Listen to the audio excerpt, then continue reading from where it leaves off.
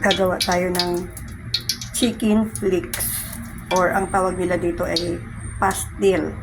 Pag ito ay nabuo mo na siya na may itlog, may rice, pattern naman ang tawag nila. So ang ingredients natin, chili, garlic, then onion, tapos yung chicken na hinimay or baga pakuluan mo muna yan, lagyan mo ng konting pamienta, asin, para templado na siya. Tapos meron tayong toyo dito. Yung toyo ko na yan, templado na yan.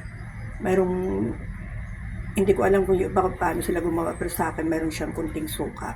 Tapos may tubig yan, para hindi masyadong maalat. Tapos, ayan, lalagay ko siya ng paminta powder. Ayan. Mamaya titingnan ninyo kung paano natin. Ito'y pang negosyo. Ngayon, magluluto muna ako ng fry egg. Kasi gagawa tayo ng tinatawag nilang patter. Pero ang patter na iyon, ito ang chicken pastel. Sa amin naman tawag namin ito. Sa Olongapo, chicken flakes. So, yung ating chicken pastel, kailangan medyo marami-raming mantika siya. Ayan. Tapos, iuna natin yung sibuyas. Kasi kailangan palambutin siya ng kaunti. Onion first. Kailangan medyo marami-rami siyang mantika kasi mamaya pag inilagay na natin yung chicken, sisip-sipin, huwag masyadong malakas ang apoy. Ano lang siya.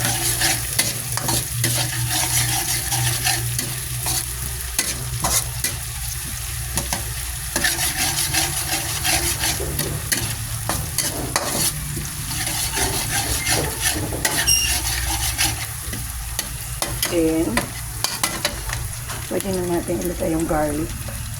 Okay na yan, right? I-mix nyo siya kasi garlic and pepper. Yung ano nga tawag dito? Siling labuyo sa Tagalog. Ayan, maanghang yan. So, konti pa. Para bumango-bango muna siya ng kaunti bago natin ilagay yung pastel. Pag niloto nila to, chicken pastel. Pag may mix na siya, mamaya po, pang negosyo po ito eh. Para, yan, pwede na natin ilagay ito. Yan, sisip-sipin niya ngayon yan. Ngayon, ang gagawin natin dyan, ikicrispy natin siya ng kaunti. Kasi kung ilalagay mo na yung toyo mo, ilalagay mo na siya yung toyo mo at saka ibang ingredients, masusunog siya. So, kunting crispy muna yan. Pakikrispihin natin yan. Kaya medyo magkukulay brown siya. Yan, ikakalat mo sa kawali yan. Tapos, slow fire yan siya. Mix muna natin ng buti. Hindi ko na nilagyan ng asin yan kasi nung pinakulo ko siya, may asin na. Ayan. So, medyo ganon mo siya para madali siya mag-flakes. Kumbaga madali siyang medyo mag-crispy. Huwag naman yung crispy. Yung iba naman daw gusto nila daw yung malambot. Pero, hindi siya masarap. Kasi kung lalagay mo na yung tuyo o yung mga yung sauce mo siya, ilalagay mo na siya, hindi na siya magki-crispy. Tsaka amoy sunog na siya, so ganyan lang siya.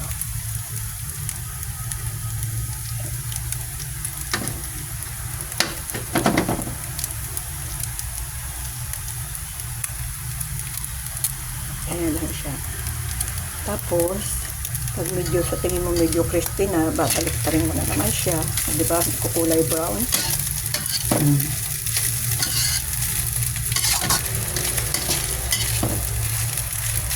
Tapos, next. Parang ganyan lang. Ulit-ulitin lang siyang ganyan. Para mag-flex ba siya, yung medyo mag-crispy siya ng kaunti. Ganyan lang. Yan.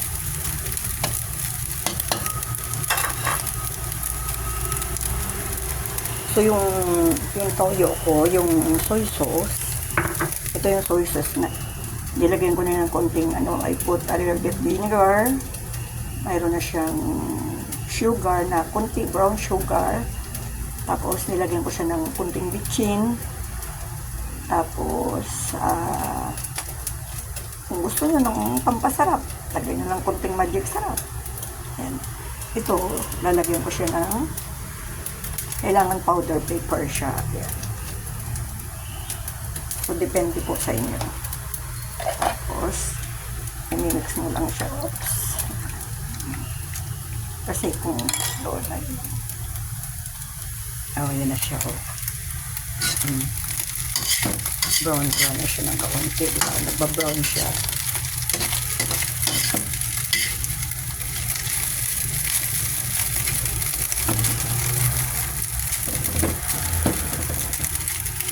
Kunti pa yan. Para medyo crispy siya na kaunti. Makikita ninyo mamaya pag nilagay ko na yung sauce niya. Ayan. Depende po sa inyo yung mga technique kasi yung pagluluto kasi hindi lang yung nakikita nyo eh. Yung kayo na bahala mag-style kung anong technique ang ninyo, yung mas masarap dun sa gawa ko. Pero yung procedure, tingnan niyo kung paano. Yung dagdagan nyo ng konting procedure sa gusto nyo. Yan.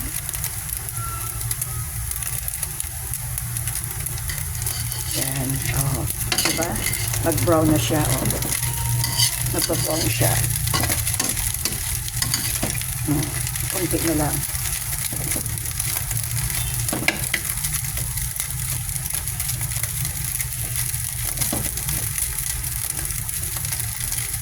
Kunti na lang. Mga dalawang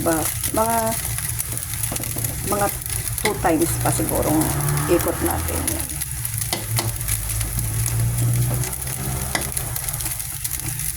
Napakadali, di ba?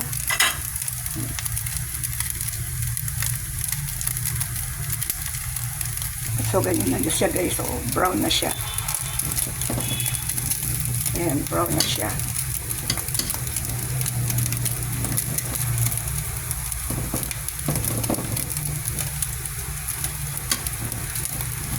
Kailangan guys, hindi po pwede yung non-stick na kawali. Kailangan talaga siyang kawali. Siya yung ganito, yung medyo na nagba-brown ang Kasi pag sa non-stick siya, hindi siya nagki-crispy. Pero aywan ko lang kung may non-stick na nag-crispy. Kasi sinubukan namin sa non-stick eh. Hindi siya maganda. Tagal bago mag-crispy siya. So, ganito na siya. I-set aside mo doon. I-set aside mo siya. Yung mantika niyan, bababa. Ayan, tagalin mo siya ng kaunti. Ayan o. Yung mantika niya bumababa. Diba? Ayan.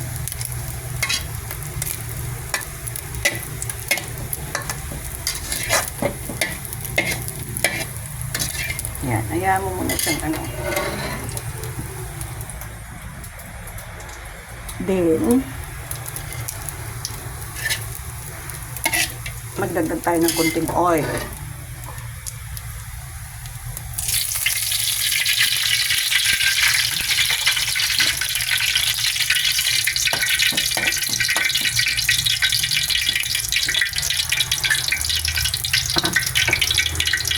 So,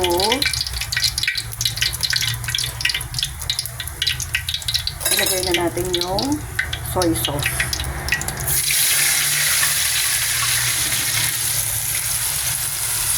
Medyo pakuluin nyo muna siya guys ng konti bago nyo ihalo yung chicken. Para yung chicken hindi siya hindi siya magiging soggy. Hindi siya lalambot. Yan. Pakulo natin, konting high fire. Medyo lakasan na kaunti yung apoy.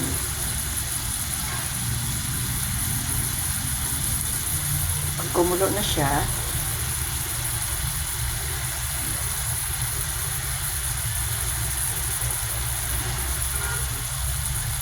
hindi pare-pareho yung paggawa. Kanya-kanyang diskarte yan eh. So yung iba naman, ang paggawa nila ng chicken flakes, binibili na sila ng yung lutong manok na. Yung iba yung tulad niya yung mga barbecue chicken or ay hindi yung mga chicken yung katulad niyan sa mga nagtitinda diyan ng manok.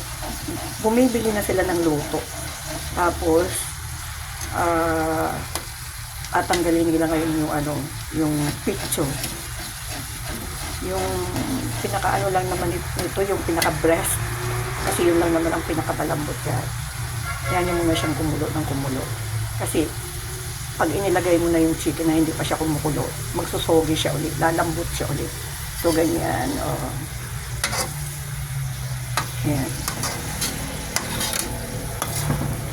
So, sisip-sipin niya yung sauce.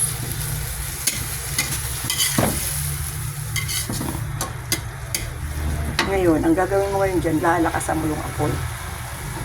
Para hindi lumambot yung hanggang sa medyo mawala ng konti yung sauce mo siya. Sisip-sipin siya ng chicken.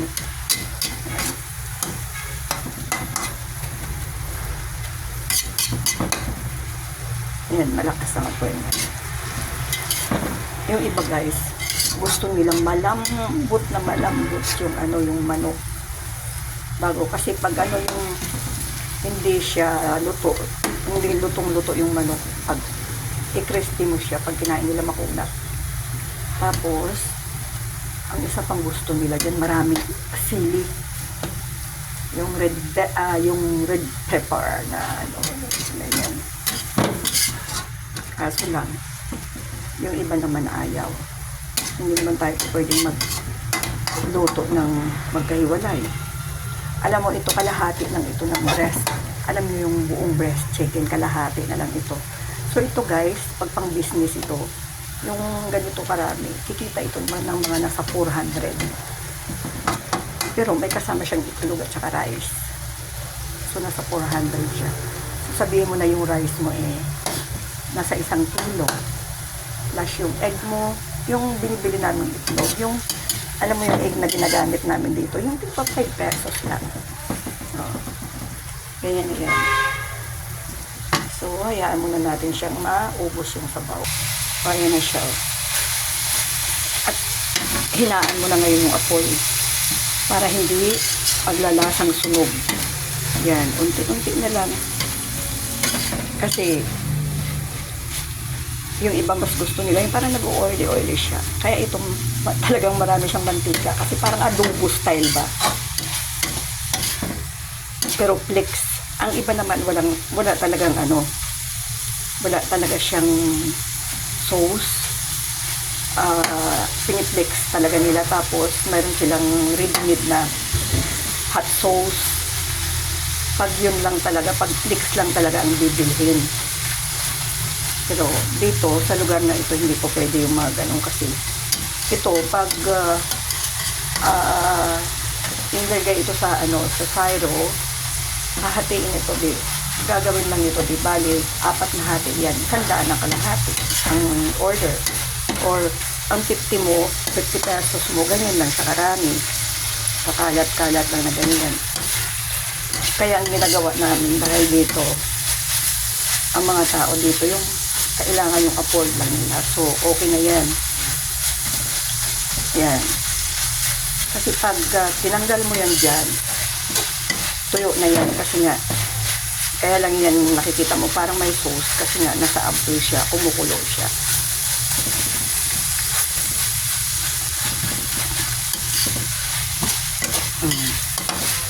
Patayin na natin siya. Gagawa na tayo ng butter. Ay,